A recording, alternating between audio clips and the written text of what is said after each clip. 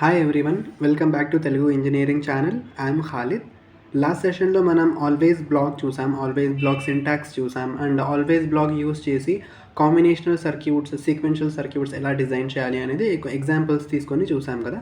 So ఈ సెషన్లో మనం ఇనిషియల్ బ్లాక్ గురించి చూద్దాం. ఇనిషియల్ బ్లాక్ అంటే ఏంటి?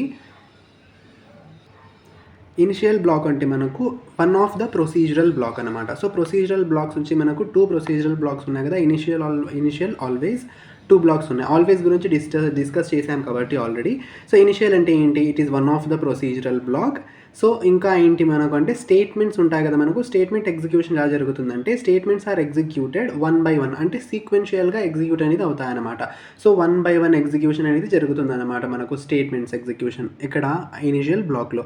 సో ఇనిషియల్ బ్లాక్ అసలు ఎక్కడ యూస్ చేస్తామంటే మనము టెస్ట్ బెంచెస్లో యూస్ చేస్తాం. ఎందుకంటే మనకు వచ్చేసేసి ఇనిషియల్ బ్లాక్ లోపల ఇప్పుడు మనకి ఇన్పుట్స్ ఉంటాయి కదా, ఇన్పుట్స్ని ఇనిషియలైజ్ చేయడానికి మనము ఇనిషియలైజ్ చేసి వాల్యూస్ అసైన్ చేయడానికి మనం వచ్చేసేసి ఇనిషియల్ బ్లాక్ లోపల చేస్తామన్నమాట.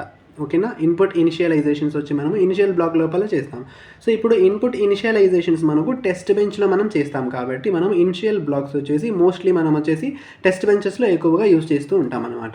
సో సింటాక్స్ చూద్దాం. ఫస్ట్ వచ్చేసి నాకు సింగిల్ స్టేట్మెంట్ నేను రాయాలి అనుకున్నప్పుడు జస్ట్ ఏం రాస్తానంటే ఇనిషియల్ అని రాసి కింద వచ్చేసి ఒక నా స్టేట్మెంట్ ఏదైతే ఉంటుందో ఆ సింగిల్ స్టేట్మెంట్ వచ్చి రాస్తానమాట.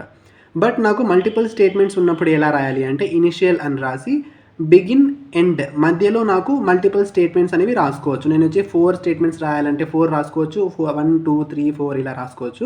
సో బట్ అది వచ్చి నేను బిగిన్ ఎండ్ లోపల రాసుకోవాలన్నమాట. ఓకేనా? సింగిల్ స్టేట్మెంట్ ఉంటే జస్ట్ ఇలా రాస్తాం, మల్టిపుల్ స్టేట్మెంట్స్ వస్తే నాకు బిగిన్ ఎండ్ అనేది కన్ఫర్మ్గా యూస్ చేయాలి. ఓకేనా? సో ఇది మన సింటాక్స్ అనమాట. సో ఒక ఎగ్జాంపుల్ చూద్దాం మనం. ఇప్పుడు వచ్చేసి నేను ఇనిషియల్ బ్లాక్ లోపల 1 by 1 ఎగ్జిక్యూషన్ జరుగుతుంది అని చెప్పాను కదా. ఇనిషియల్ బ్లాక్ అసలు ఎప్పుడు స్టార్ట్ అవుతుంది ఎగ్జిక్యూషన్ అంటే అట్ టైం 0 నానోసెకండ్స్ దగ్గర స్టార్ట్ అవుతుంది అనమాట. అంటే మనకు ప్రోగ్రామ్ని మీకు సిమ్యులేషన్ స్టార్ట్ చేయగానే మనకు రన్ చేయగానే నాకు ఇనిషియల్ బ్లాక్ అనేది 0 టైమ్ సెకండ్స్, అంటే మనము రన్ అనే బటన్ నొక్కగానే నాకు ఇనిషియల్ బ్లాక్ అనేది ఎగ్జిక్యూట్ అవ్వడం స్టార్ట్ అయిపోతుంది. ఓకేనా?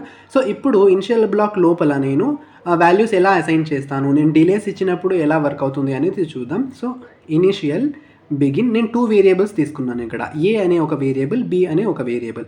సో ఏకి నేను వచ్చేసి 1 0 అనే వాల్యూ అసైన్ చేస్తున్నాను అన్నమాట. సో బీకి నేను 1 1 అనే వాల్యూ అసైన్ చేస్తున్నాను. బట్ ఇక్కడ చూస్తే బీకి నేను డైరెక్ట్గా వాల్యూ అసైన్ చేయట్లేదు అనమాట.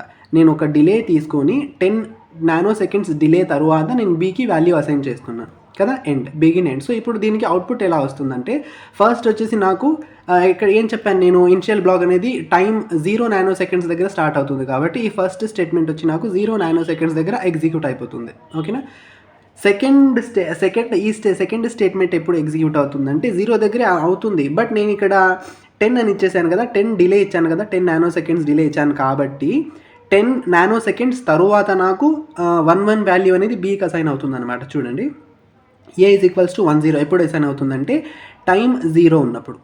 బి ఈజ్ ఈక్వల్స్ టు 1 1 ఎప్పుడు అసైన్ అవుతుంది?